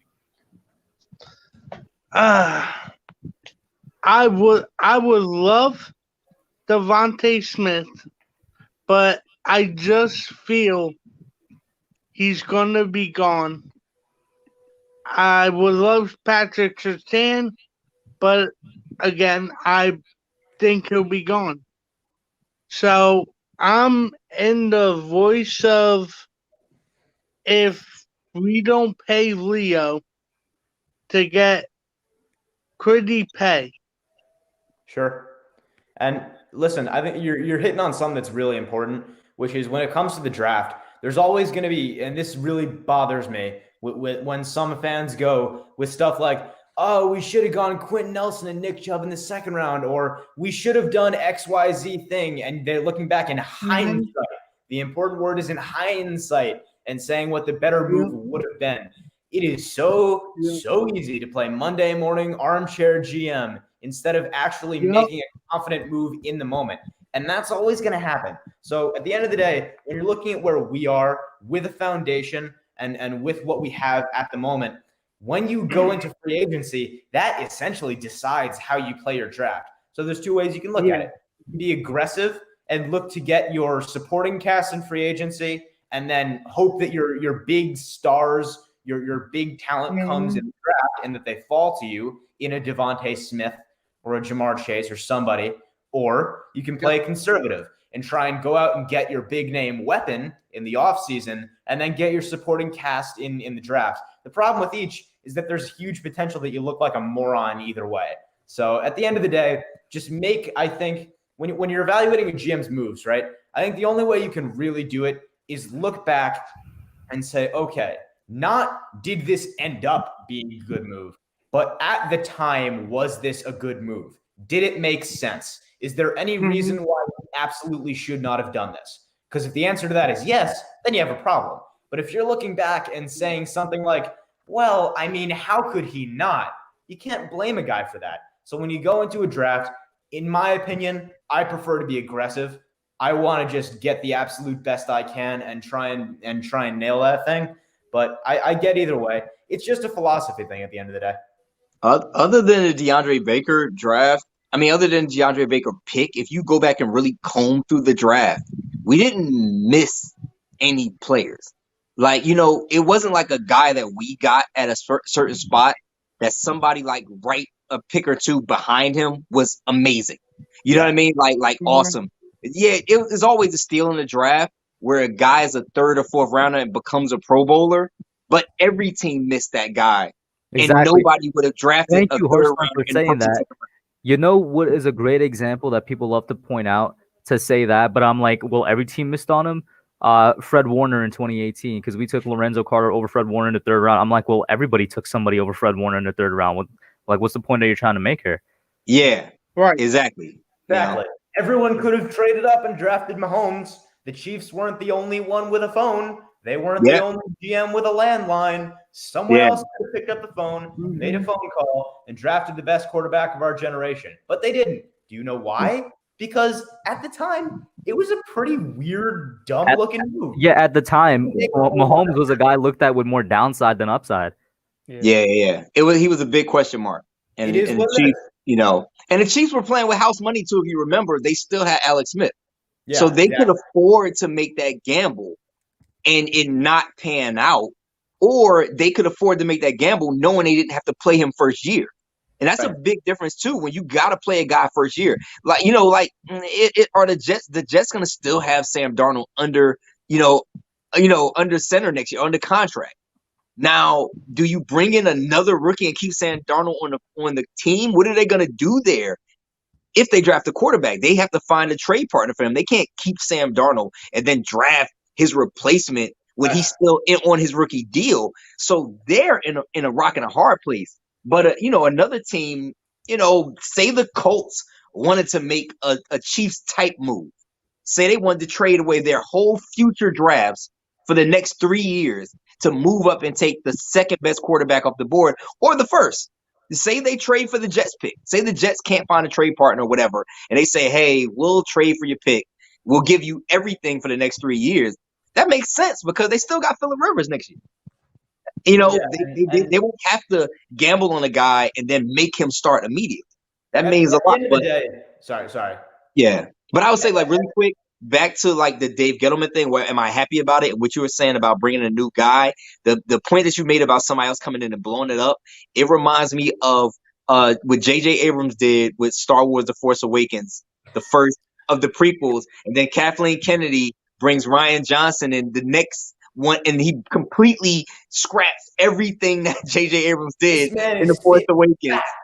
That is what could have happened had we moved on and got a new GM. So right.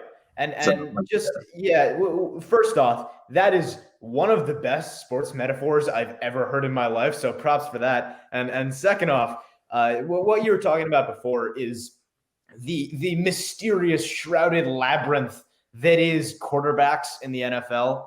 And there's so many philosophies and decisions and all this crap. At the end of the day, we as fans have the easy part, where we get to say, in hindsight, you're such an idiot. Why did you do XYZ thing? At the end of the day, there's no surefire way to go. Look at Zach Wilson this year. Let's stick with the Jets example, okay? Personally, I if I was the Jets, would trade down and build around Darnold simply because I'm not a fan of any of the quarterbacks in this class, aside from Lawrence. I think they all have major flaws, and I'm not willing to associate a high-value pick with them. But the point is, when you look back at that, check my Twitter, guys. The easy response to that, for anyone that would argue with me, is that, well, every quarterback has problems coming out. Justin Herbert had problems. Look where he is now. And then the response to that is, you can't just go on physical talent. This argument can go in circles and circles and circles and circles. At the end of the day, you can only do your best. Whether it happens or not, quarterback is the most difficult, most luck-based part of building a franchise. And there's so many philosophies, like I said. There's so many decisions, so many ways you could go with it. But at the end of the day, we're not the ones in the quarterback room. We're not the ones watching the film with them, watching them make decisions at practice. So some things we're just never going to know. And that's the insider knowledge that helps people make these decisions. So with that being said, that was just a long-winded way of saying, what the hell do I know? Yeah, that was pretty damn long-winded. I ain't gonna lie to you, Chief. Mike Nixon. Specialty. Real quick, completely unrelated, man. Are the Knicks about to close this out? Emmanuel quickly coming in the clutch, bro. 107 to 1. Are you watching the game, Mike? No, I'm not. I actually have Monday Night Raw on. Oh, this man's watching Raw. I can't believe that. But Emmanuel quickly about to close out the Knicks game so I can focus on you guys. So now I'm behind. Let me. He's about to switch. Turn this on. And also other completely unrelated. Y'all go on the Twitter. There's some Eagles fans coming out of the woodwork with this clown stuff, man. Let me share a screen real quick to show y'all what I'm talking about. I could not ignore this on Twitter. I'm gonna share my screen real quick. I'm gonna zoom in. Right? Let me zoom in here. right? This is what this Eagles fan tweeted. Obviously, I had to, retweet with the clown gif. But the reason I retweeted with a clown gif is because this particular Eagles fan thinks that Joe Judge tanked the season, and that's why the Giants went 6-10. Apparently, this is the Eagles fans' logic. Clueless. Oh my God! They just as clueless as they coach, and they clueless. Hey man, yo, listen, go like the retweet. Fans out there, that's a whole new brand of stupid.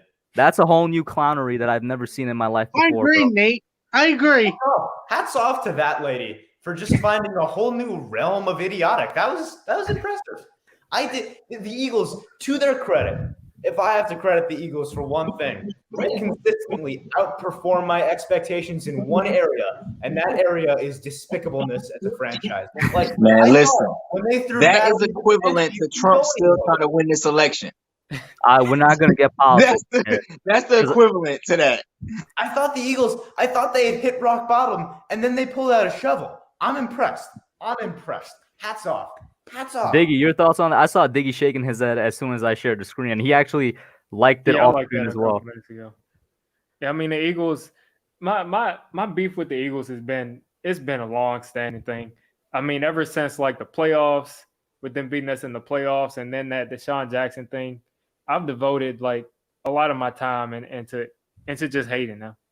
I've gone to Phillies games, and they're the same fans. They throw beer at kids. I was a kid. They were throwing beer at me.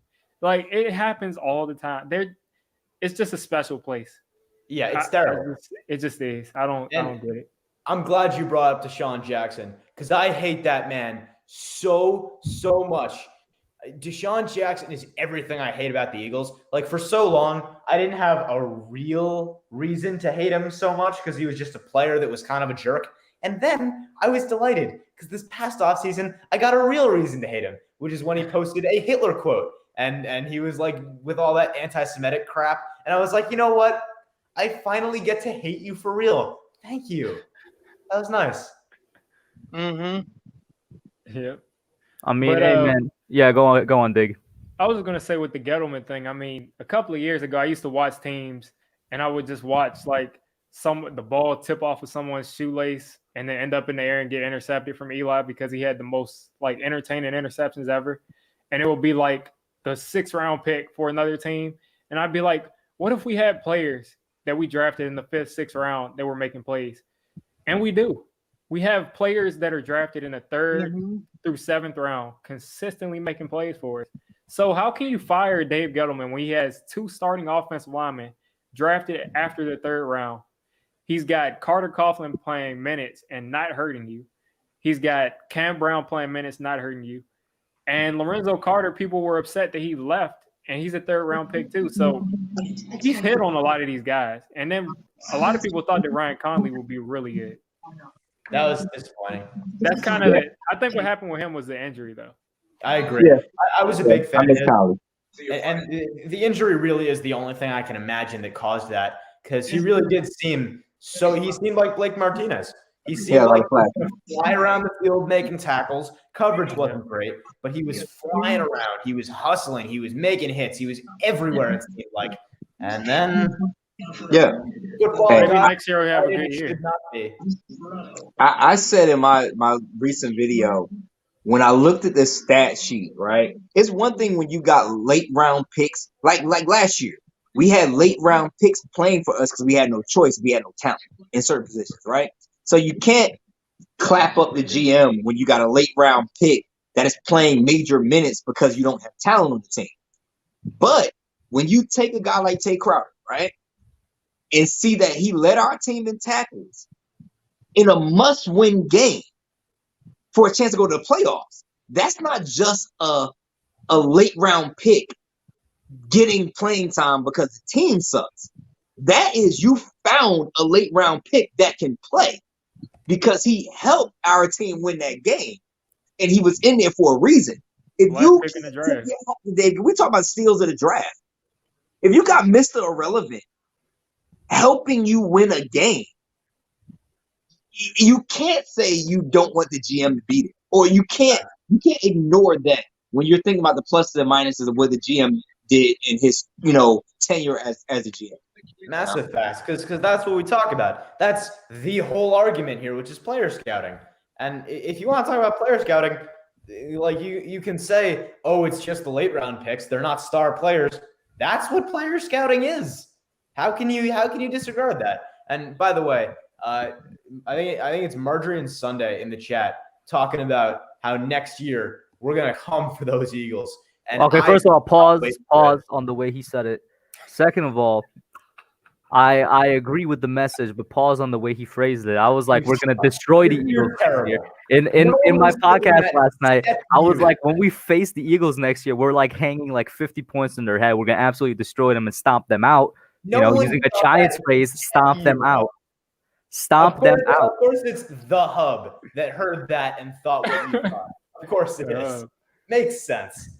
Anyway, though, seriously though, we're going to be up like 21 points in the fourth quarter, taking deep shots just to send a message. Just to let them know. Took that personal. I want the players to just next year, man. I want them to just have that killer instinct in them. Shout out to Calvin in here, yo. That's Calvin's a violent game next year. A violent game. Calvin, the actually whatchamacallit, the I'm having a brain fart. Arizona Cardinals fan. Sorry, Calvin. My brain just short-circuited for a second in the building. I don't care about you. He says, Giants are building something special with Judge. Let's get our 2021 on and forget the past year. I agree, Calvin. And listen, bro, Authentic, he's out here. He's saying it too, bro. He said come for rolling on the field, overturned. We're not even going to talk about this. We're not even going to talk about the next one. The next one, Mike. The next one. I'm sorry. The Knicks are actually off to a great start this year. This is amazing. The Knicks are off to a good start, my guy. Oh my God, Barrett and Quickly came in the clutch. I'm sorry, guys. I am a Knicks fan. Yes, basketball is a sport I know so much about. Shout out to I cannot read this name out loud. For the $5 super chat, thank you. He says, "How would you all feel about Kyle Pitts at 11, Rondale Moore, or Kadarius Toney in the second?" Kadarius Toney. They are both slot receivers. Kadarius Toney could play outside, maybe. But remember earlier when I was exaggerating about Jalen Waddle, I said he's 5'8", 180 soaking wet. Rondale Moore is 5'8", 180 soaking wet. He is not going to play. Guys, I got to go. I hate to bail out. I got some work to do over here. Thanks for having me again. Diggy, Nate, Hub, Mike. I'm out, guys. Hate to interrupt. Yeah, no problem. I'm going to end it once again, guys, in about 3 minutes here. All right. Oh, yeah. Continue on, Nate.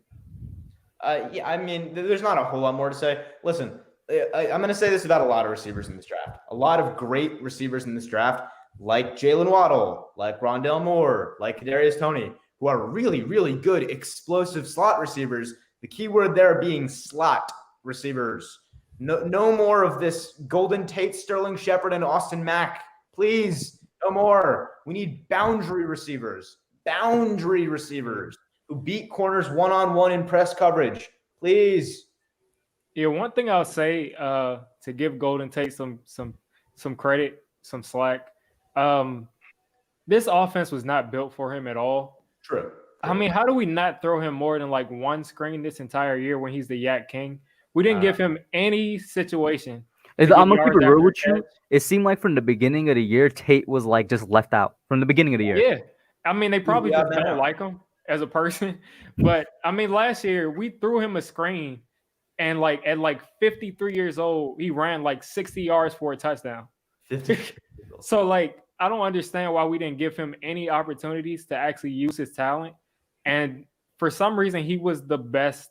He was literally the best jump ball receiver we had all year this year. Yeah.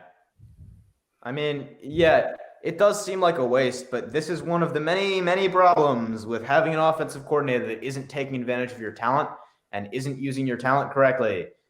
It's frustrating, but I do hope we can fix the problem, figure it out on offense.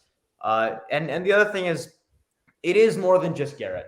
I grant him that. There are some serious problems with the roster, and in fairness to him, it's hard to trust yourself to open up advanced passing concepts and opening up your complex stuff when you have no confidence in your offensive line and no confidence in your quarterback. Or your receivers just holding on to the ball.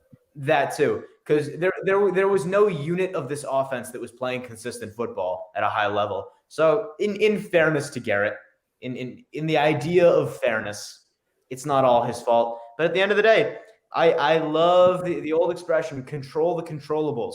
As a football player, as a football coach, and Jason Garrett's controllables are play calling, his controllables are scheme, his controllables are creativity. It doesn't look like he did any of that. So as far as I can tell, he's not doing a good enough job to stay. And yes, I know, Micah, I talk too much. I'm sorry. It's all right, because I'm about to close it out real quick here. Real quick, I'm gonna get Mike's thoughts on it very quickly. Gettleman being back, and then the news that we got earlier of that the Chargers trying to interview and take Jason Garrett from us. Very welcome to do that. Your quick thoughts on it, Mike.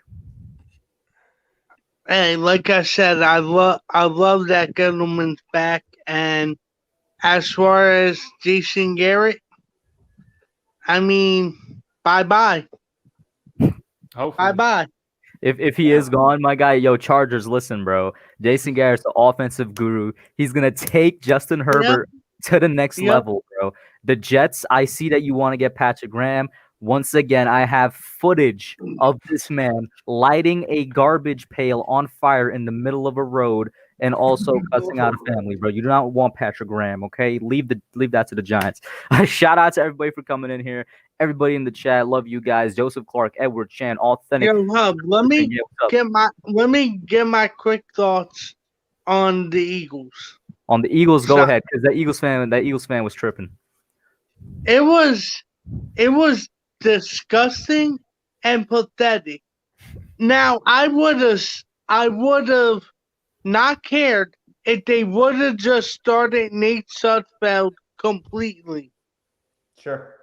You don't take out Jalen Hurts in the fourth quarter for Nate Sudfeld down by 3 points.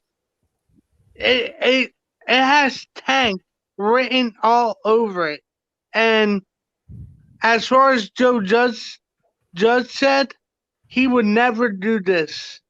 He would never do this as long as he's the football coach of the New York Giants. I mean, Joe Judge, he's the real deal. He's my kind of football coach. He knows what he's about. He's going to go after it. And you're right. He'd never do that. And, yep. Mike, I completely agree with you. I'm going to have to close it out now, though, for sure. Shout out to everybody once again. Marjorie, Sabrina, Vance, Billow, everybody in here. Sunday, I'm scrolling up right now. Joel, Yato, as usual. Everybody that super chat, thank you so much. Of course, big shout out to Nate, Diggy, Mike for coming on. We're out. Have a good night, guys. All right, have a good one. Peace.